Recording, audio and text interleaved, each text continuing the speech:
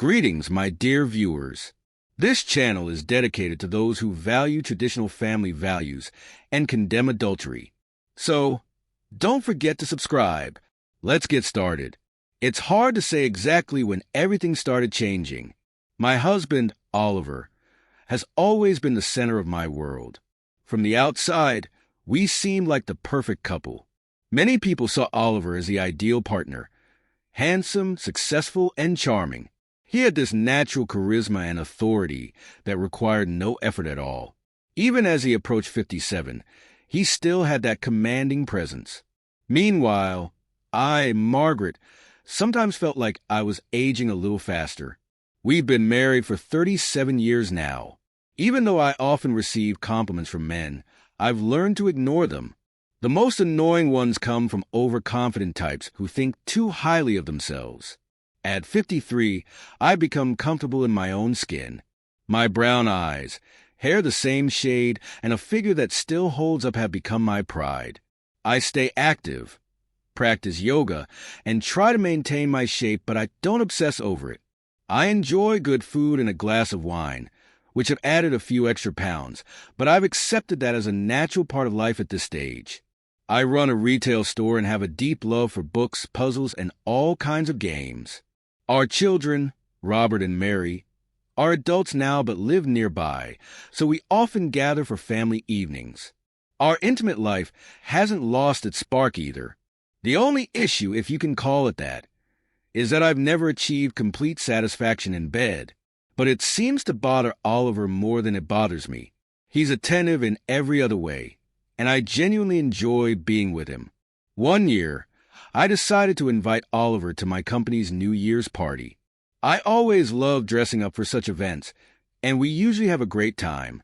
As always, Oliver fit right in, easily mingling with different people. After a while, I left him at the bar and went to dance. At first, I danced with female colleagues, but soon some young men joined us. Among them was Harry, our new supply manager. Harry and I always had good chemistry. Our interactions were easy and relaxed. He was young, athletic, and charismatic, and I couldn't help but notice that he was paying me a lot of attention. After a while, I went to check on Oliver and found him at the bar, looking rather unenthusiastic. He seemed a bit down, as if he was ready to go home. "Sorry, darling," I said. I got caught up in conversation and lost track of time. "With everyone or just him?" Oliver replied, nodding toward Harry. "That's just Harry, a colleague," I explained. "We were just having a bit of fun dancing." "I saw the way you looked at him," Oliver said calmly. "You like him?" It didn't sound like a question, more like a statement. I was caught off guard. "What? No. Well, maybe I hadn't thought about it before, but now that you mention it, I guess, yes, a little. I did enjoy the attention, and it was nice to be noticed that way. But I don't understand. Sure, Harry's attractive, but I'm not interested in anything beyond a friendly, professional relationship." Surprisingly, Oliver didn't react with anger. He seemed to accept my words. We stayed at the party, and I made an effort to spend more time with him. When we got home, my attraction to Oliver was at its peak, and we had an incredible night together. The next morning he asked, "Was it Harry who turned you on?" I thought for a moment, and then decided to be honest. "Maybe a little, but mostly it was you." Seeing that Oliver wasn't upset, I felt confident enough to continue. "It's nice to get attention from a young man, but nothing compares to what we have. All that energy, it's for you." That conversation opened the door to more candid discussions about our intimate life. We started sharing our fantasies, and our connection became more vibrant and frequent. I began experimenting with new lingerie, knowing how much Oliver loved stockings and heels. When we went out for dinner or drinks, I'd flirt with him, and I discovered a new side of my sexuality. Our conversations about fantasies also expanded, including hypothetical partners, usually celebrities or athletes. Throughout all of this, I constantly reassured Oliver how much I loved him and how lucky I was to have a partner who was open to exploring these things. We even started watching adult films together, some with themes of infidelity, which added a new level of excitement to our relationship. At work, Harry often flirted with me, and I couldn't deny that I liked it. He regularly invited me out on dates, and though I always declined, a part of me secretly wanted to say yes. It became clear to me that I needed to talk to Oliver about this. One evening, I decided to bring it up. "I love you more than anything in the world," I began. "You're the best husband I could have ever dreamed of." Oliver smiled warmly. "I love you too," he replied. "But something's bothering you, isn't it?" "No, everything's fine," I said, though I knew it was a lie. I reminded him of our previous conversation. "Do you remember when you asked if I was interested in trying something new in our intimate life? I've been thinking about it a lot, and I feel like I want to explore this curiosity before it's too late. I wonder if it would be different with someone else." Oliver's face showed confusion, but I was sure this was something that could benefit both of us. I just needed him to understand. Harry invited me to spend the weekend with him, I confessed, bracing for his reaction.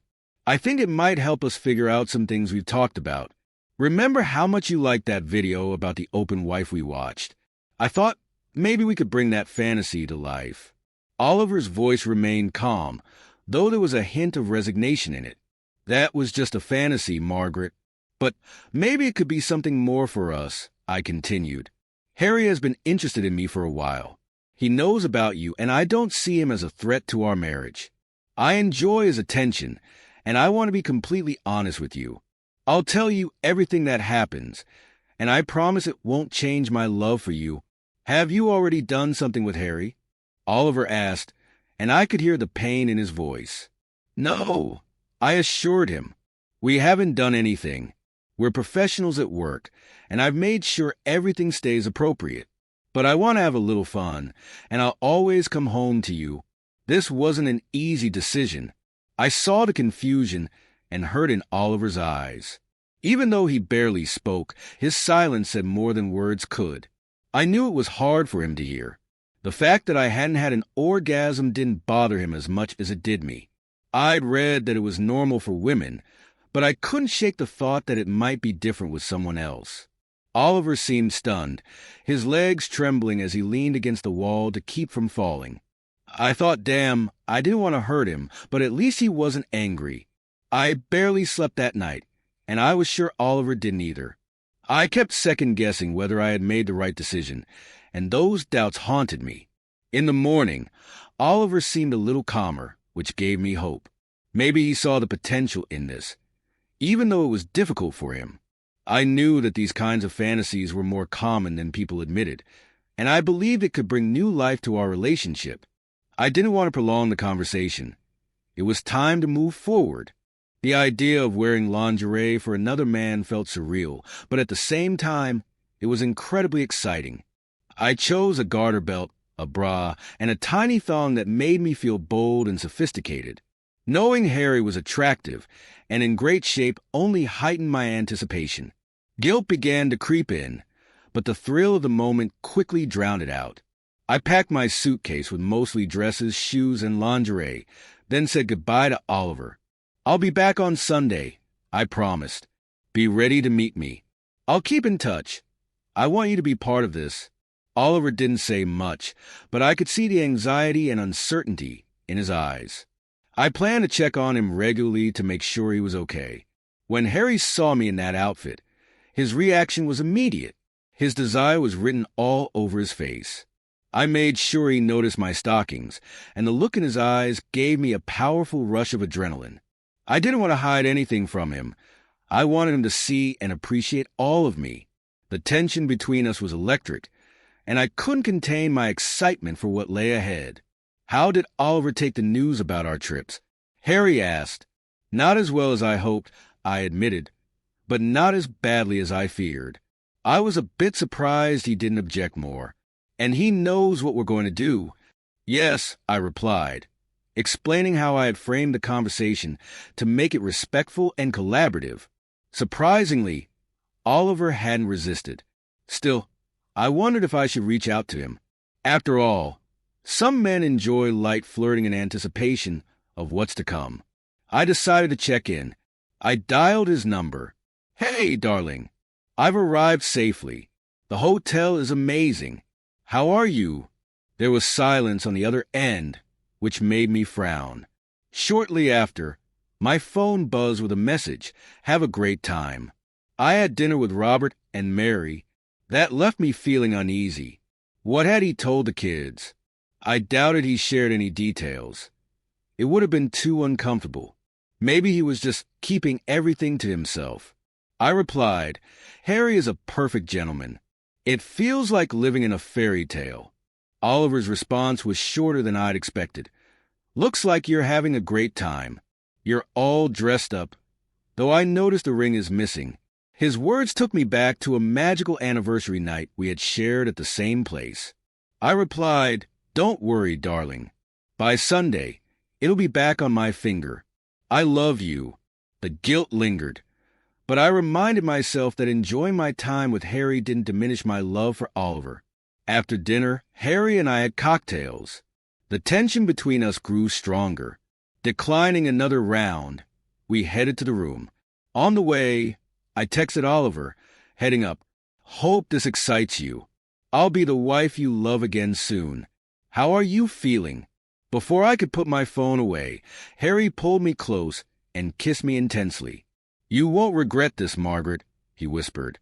"Maybe we could even make this a regular thing, if Oliver's okay with it." His words sent a wave of excitement through me. Feeling desired in this way was intoxicatingly new. I asked him to wait on the bed while I changed into something more fitting. In the bathroom, I unzipped my dress and glanced at myself in the mirror. The lingerie I'd picked looked stunning, but then I noticed my phone. Still no response from Oliver. This was harder on him than I'd expected. I typed a message. "Oliver, are you there? You've been so quiet today. I love you, darling." When I returned to the bedroom, Harry teased me, asking if I was trying to make him wait on purpose. My phone vibrated. Oliver had replied, "Yes," but instead of excitement, his message carried a sense of disappointment. I didn't want to push any further. Something was clearly off. Things weren't going the way I had hoped. The photos I had sent were supposed to bring us closer, but now everything felt wrong. I tried calling Oliver, but he didn't pick up. Maybe he just wasn't interested tonight. As I hesitated, debating whether to send another message, the phone rang. "Forget it," Oliver said abruptly. Then, after a pause, he added, "Do you like puzzles?" "Puzzles?" I asked, confused. Checked the first words of my messages. He replied cryptically before hanging up. Frowning, I scrolled through our conversations, reading the first words carefully. "Have fun. Forget. Forget." Then it hit me like a slap to the face. Forget us. Divorce. My heart sank. Panic took over, and I tried calling him again, but there was no answer. Hastily, I threw on my clothes, struggling with my shoes as Harry watched, alarmed. "I need to go home. Now," I said urgently. "What's going on?" Harry asked, trying to calm me. I shoved my phone at him. "Look at the messages." His expression darkened. "Damn. You don't think he'll do something drastic, do you?" he asked nervously, then muttered, "I don't want my wife finding out about this." I froze. "Wait, you're married?" I asked, my voice rising. There wasn't time to process it. I grabbed my phone and typed frantically, "I'm coming. On my way." Harry grabbed his car keys, and we bolted out of the house. On the way, I kept trying to call Oliver, but the line went straight to voicemail. My heart raced as I left him a desperate message. "Please, just wait for me. I'm coming home." Finally, he replied, "Margaret had her fun. Thanks for the heads up. It gives me time to prepare." Fear gripped me. I typed back, begging him not to do anything rash. Everything felt like a terrible mistake. Even my love for him now seemed tainted, as if it were the very thing destroying us. Then came another message. Legally, I have no other choice. Desperation clawed at me. "I'm not seeing him anymore," I pleaded. "I choose you." But his response was colder than ever. "It's pointless. You wanted him, and I won't hold you back. Your body, your choice. Did you at least know he's married with 3 kids? My chest tightened as his final message arrived. Take your time. I'm leaving. I got fired just before retirement, so I'm going traveling. By the time I reached home, it was too late. A for sale sign stood in the yard, a cruel marker of everything I was losing. I stepped inside, and there on the kitchen table lay the divorce papers, already signed by Oliver. His clothes and belongings were gone, leaving the house hollow and cold. I broke down, the weight of the realization crushing me. He was slipping away, and there was nothing I could do to stop him. In one final, desperate attempt, I sent a message.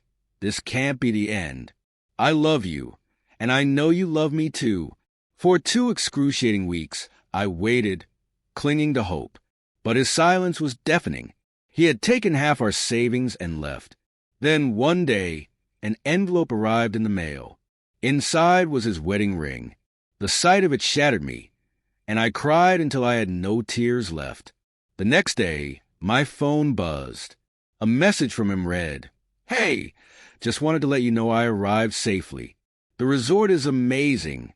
Attached was a photo of a breathtaking beach, the water of vivid turquoise and jade. It was beautiful, but my heart was heavy with pain. I quickly replied, "I'm sorry, Oliver. Please, just come home." But his next message stunned me. "I'm living my dream now. Emily has been so kind and welcoming." He sent another photo, this time of a tan woman in a green and yellow bikini. My chest tightened as I realized he was throwing my own words back at me, ones I had foolishly sent during my weakest moment. His bitterness was clear. "It's amazing here.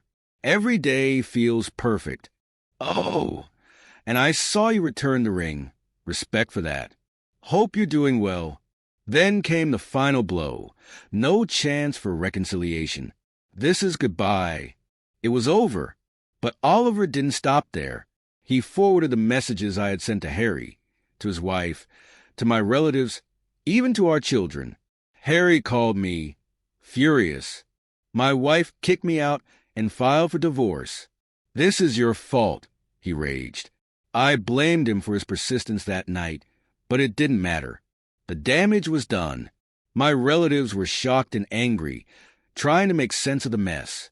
But the deepest wound came from my children. Their disappointment was unbearable. "Don't expect Dad to ever come back," they said coldly. And just like that, everything I had loved and cherished was gone.